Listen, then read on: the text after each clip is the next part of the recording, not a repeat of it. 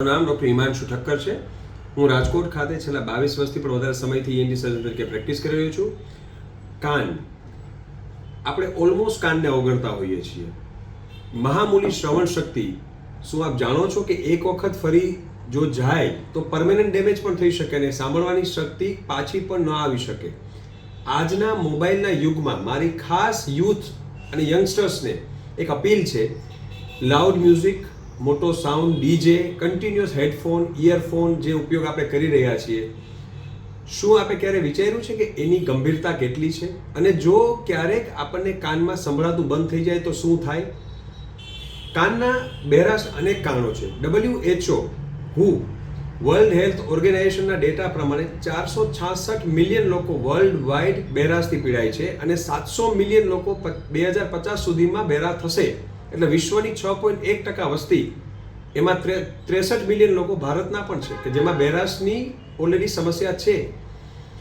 આપ ક્યારેક કલ્પના કરો કે કાન બંધ થઈ જાય અથવા કોઈ સાંભળાતું ન હોય તો એની પરિસ્થિતિ કેવી થાય? હેલેન કેલરને જ્યારે પૂછવામાં આવ્યું હતું, જે ડેફ અને બ્લાઇન્ડ બંને હતા, તો એમણે કીધું હતું કે જો આવતા જન્મમાં મને આ જ પરિસ્થિતિમાં જન્મ મળે તો હું બ્લાઇન્ડ થવાનું પ્રિફર કરીશ, ડેફ નહીં. કારણ કે તમને ડેફનેસ તમને સોશિયલી ડિસોશિએટ કરી નાખે, સમાજથી તમને અલિપ્ત કરી નાખે છે.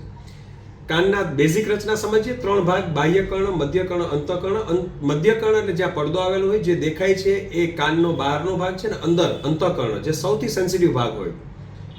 ઝીણા ઝીણા હેર સેલ્સ હોય. Millions of the hair cells are present in inner ear. Loud music directly આ હેર સેલ ઉપર ઇફેક્ટ કરે છે અને લાંબા સમયે હેર સેલને નુકસાન કરે છે. 75 થી 80 ડેસિબલનો અવાજ લાંબો સમય સુધી જો સાંભળવામાં આવે તો પરમેનન્ટ ડેફનેસ થઈ શકે છે. ઓડિયોમેટ્રી એટલે કાનનું જે હૃદયનો કાર્ડિયોગ્રામ થાય, માનો ઓડિયોગ્રામ થાય, બહેરાશનું મેઝરમેન્ટ નીકળે કે કેટલા ટકા બહેરાશ, અને ડેસિબલમાં મેઝરમેન્ટ કહેવાય. ઓસ્ટ્રેલિયા જેવા ડેવલપ કન્ટ્રીમાં હિયરિંગ અવેરનેસ વીક ઉજવાય છે. સૌથી મોટું કારણ ઘોંઘાટ. આપણા ભારતની અંદર ખાસ ડેવલપિંગ કન્ટ્રીઝમાં બધે ઘોંઘાટની સમસ્યા, લાઉડ મ્યુઝિક, નાના બાળકોમાં કાનની સમસ્યા જેમ કે કાનમાં રસી આવવા, ઓરિયો છબડા, વાયરસનો ચેપ, આ બધા કારણો પણ કારણભૂત હોય છે બહેરાશ માટે. મોટી ઉંમરે આવતી બહેરાશને સેન્સરી ન્યુરલ હિયરિંગ લોસ કહેવાય છે. હાડકીની બહેરાશને કંડક્ટિવ કહેવાય છે. સેન્સરી ન્યુરલ, જેમ આપણે હમણાં જોયું હતું કે રિનાઉન્ડ સિંગર, ખૂબ જ famous singer, playback singer Alka Yagnikji આ સમસ્યાથી હમણાં જ વાયરલ એટેકને લીધે એમને સાંભળવાનું શ્રવણ શક્તિ ગુમાવી. તમે વિચારો કે સેલિબ્રિટી હોવા છતાં જેમનું ઓલરેડી સાંભળવું ખૂબ જ જરૂરી હોય છે, દરેક વ્યક્તિ માટે આ જરૂરી છે સાંભળવું, અને વાયરલ એટેકને લીધે એમના કાનની શ્રવણ શક્તિ ઇફેક્ટ થઈ છે. એટલે મારી આપ સર્વને અપીલ છે, યુથને અપીલ છે, લાઉડ મ્યુઝિક અવોઇડ કરો. મોટા અવાજના sound, DJ, earphone, headphone continuous ઉપયોગ ના કરવો જોઈએ. કાનની સંભાળ રાખવી જોઈએ.